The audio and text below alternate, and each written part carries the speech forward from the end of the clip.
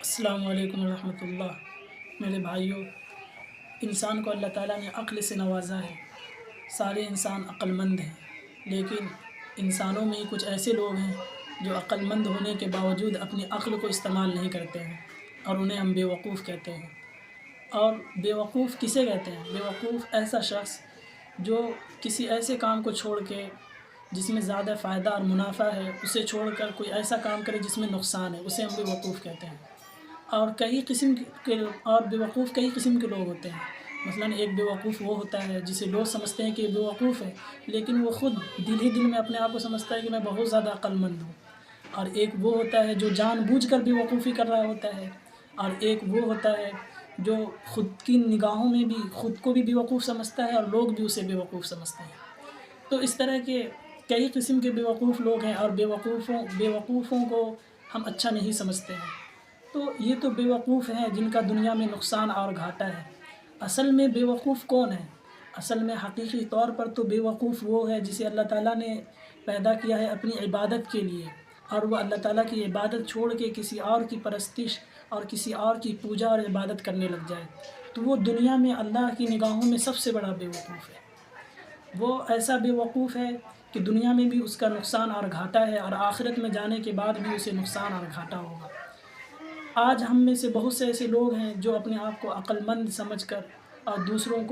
دوسروں کے سامنے جھوٹ بول کر، دوسروں کو دھوکہ دے کر کچھ کما لیتے ہیں، کچھ اپنے فائدے کے کام کر لیتے ہیں، لیکن حقیقی طور پر یہ ہے۔ السلام علیکم میرے بھائیوں، میں آپ کے سامنے ابھی ایک واقعہ بیان کرنے والا ہوں۔ اس کے ذریعے سے ہم سمجھیں گے کہ ہماری زندگی کی کتنی اہمیت ہے، ہماری زندگی کتنی قیمتی ہے، اور جو ہمیں وقت ملا ہوا ہے وہ کتنا اہم اور سونے سے بھی زیادہ ہے، اور دنیا کی تمام چیزوں سے زیادہ قیمتی ہے۔ آج ہم اپنے اوقات کو فضول چیزوں میں صرف کر دیتے ہیں اور خیال تک نہیں ہوتا۔ آپ اگر موبائل لے کر بیٹھ جائیں، 2 گھنٹے 3 گھنٹے آپ ریلز دیکھنے میں، دوسری ویڈیوز دیکھنے میں بتا دیں گے، اور آپ کو فرق تک نہیں ہوگا کہ میں نے اتنے وقت بے جا چیزوں میں صرف کر دیے۔ اب 10 منٹ آدھا گھنٹہ قرآن لے کر بیٹھ جائیں، یا اللہ کا ذکر کرنے لگ جائیں، یا نماز پڑھنے لگ جائیں، تو آپ بوجھل ہونے لگ جائیں گے، نیند آنے لگ جاتی ہے، اور قرآن اور ذکر و اذکار بند کر کے پھر سے اپنی دنیاوی کاموں میں مشغول ہو جاتے ہیں۔ میرے بھائیوں، میں ایک واقعہ آپ کے سامنے بیان کرتا ہوں کہ ایک بادشاہ تھا، اور انہوں نے ایک شخص کو بلایا اور اس کے ہاتھ میں ایک ٹوکری دی، اور اس سے کہا کہ دیکھو میرے 5 باغات ہیں، ان 5 باغوں میں تم جاؤ، اور جہاں کسی ایک باغ سے جس میں سب سے اچھا پھل ہو توڑ کے میرے پاس لے کر آؤ، اور یہ بھی شرط رکھ دی کہ جب تم ایک باغ سے نکل کر دوسرے باغ میں چلے جاؤ گے تو واپس لوٹ کر پچھلے والے باغ میں نہیں آؤ گے۔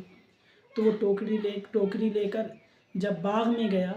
تو سب سے پہلے باغ میں جب داخل ہوا تو دیکھا وہاں پہ بہت اچھے پھل ہیں، تو اس نے سوچا کہ ابھی آگے تو 4 اور باغ ہیں،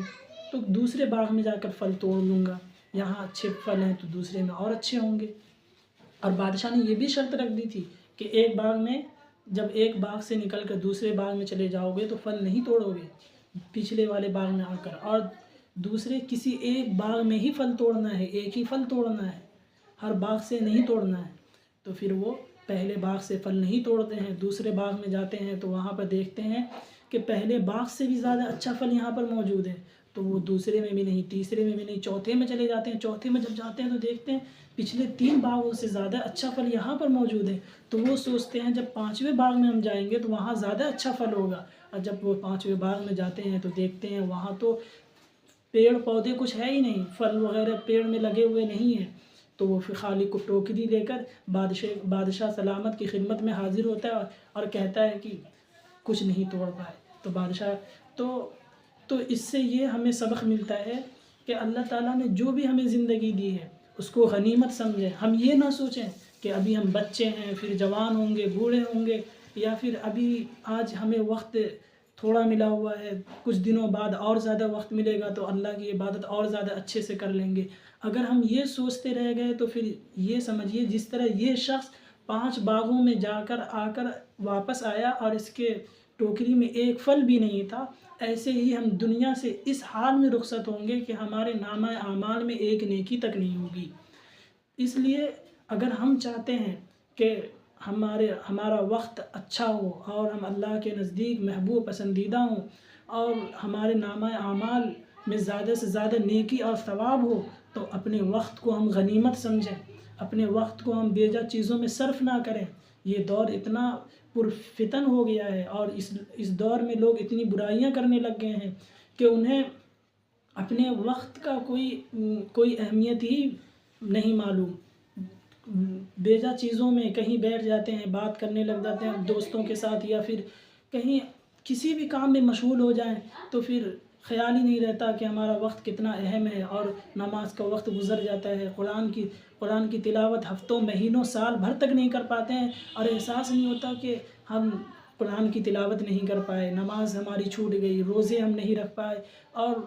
بہت سے ایسے اعمال ہیں جو نہیں کر پاتے ہیں۔ لیکن محترم میرے بھائیوں، اگر ہم اپنے وقت کو صحیح چیزوں پہ صرف کرنے لگیں، اور جو بھی آج اگر آپ سوچیں 2 گھنٹے 3 گھنٹے موبائل دیکھ لیتے ہیں تو اس سے آپ کو کیا فائدہ ہونے والا ہے، بجائے اس کے کہ اس میں جو ہے موبائل دیکھنے کے دوران بہت سے گناہ آپ سے سرزد ہو جائیں، اور بہت دیر دیکھنے کے بعد آپ کی آنکھیں بوجھل ہو جائیں اور آپ لیٹ جائیں اور سارے کام آپ کے چھوٹ جائیں۔ اس سے بہتر ہے کہ ہم